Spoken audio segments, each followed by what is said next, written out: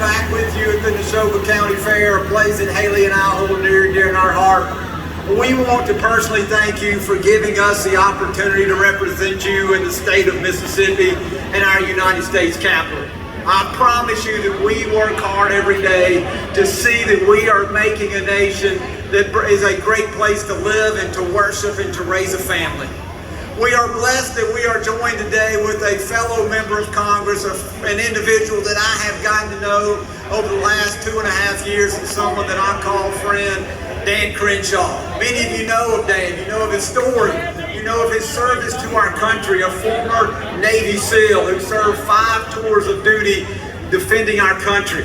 During his 3rd tour of duty, Dan lost the use of his right eye by an explosive and IED when he was out defending our country. We are joined with him today and his wife Tara, who have both come to be at the Neshoba County Fair.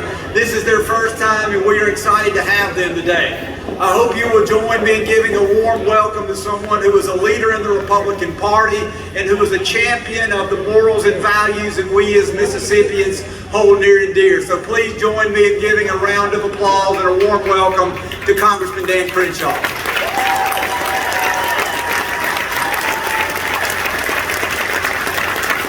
Thank you, Michael. It's an honor to serve with Mike. You guys are very well represented in Washington, let me tell you that. Michael Guest, everybody, thank you. I am so excited to share this with y'all. When I asked what I was in for, people told me, well, we don't really know how to describe it, you just have to see it. And I understand why that's true now. This is amazing. I mean, this is, how else do you describe Mississippi's giant house party? It's unlike anything we've ever seen. It's a country-themed renaissance. It's amazing.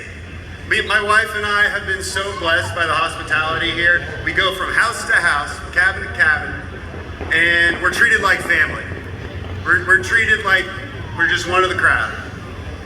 It's almost like, it's as if this is the ideal version of American life, right here. Woo! The ideal version.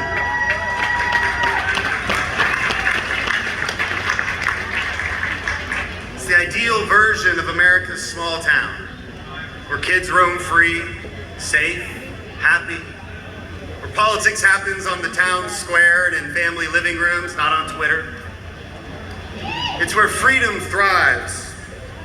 And it's the kind of thing that gives you hope for our future. When you see something like this, hope for our future, and understanding that when Americans are given freedom, they thrive, they prosper, create something that looks like this. 41 years ago, Ronald Reagan spoke here to kick off his presidential campaign. And he was just as amazed as I am now when he saw this place.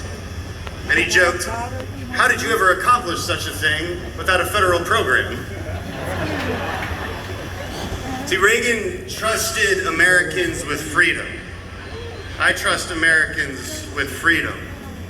But freedom has foundations. See, apparently when you all in Mississippi are given freedom, this is what you create. It's an amazing community.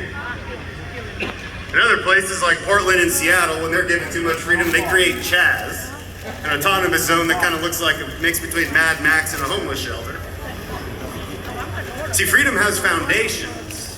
And that's the difference between a place like this and a place like an autonomous zone in Seattle. And those foundations are faith and family and fortitude. See, family is the basis for a community. And a strong community is the basis for a country. You need it. And there's multi-generations of families in these places that come together and they build that strong community. And then faith. Well, faith provides us the moral structure so that we know how to live free.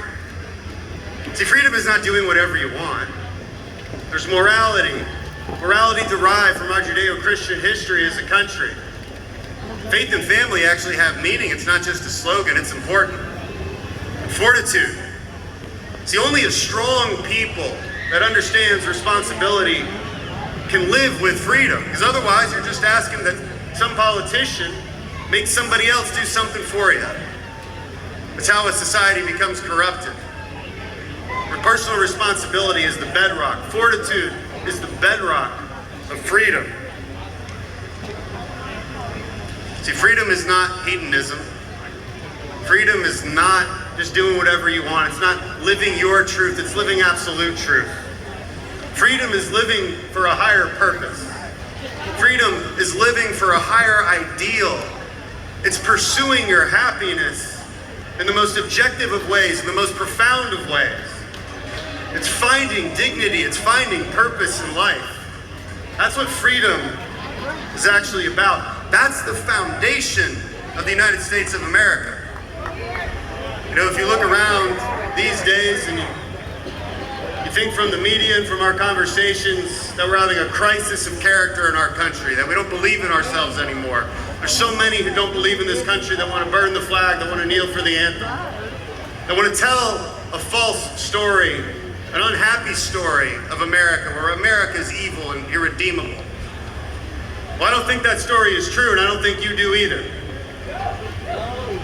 I think we should start telling the right story about our country. This country is the greatest idea that humankind ever had. This is the country that fought and won against fascism, and then came back for round two and did it again. This is the country that put a man on the moon, and through a free market system ushered in more prosperity than anyone ever could have imagined throughout human history. This is the country that defeated communism, won the Cold War. This is the country that is built upon a foundation of fortitude, of strong people. It's a country where freedom is protected by every generation that understands that. Protected by the first responders that run to the sound of gunfire and into the rubble. Protected by the teacher that understands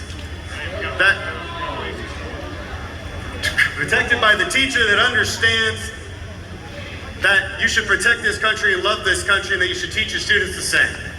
So I want you to understand this.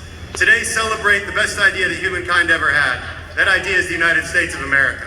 Thank you very much. Race number one is a 2-year-old open pace going to my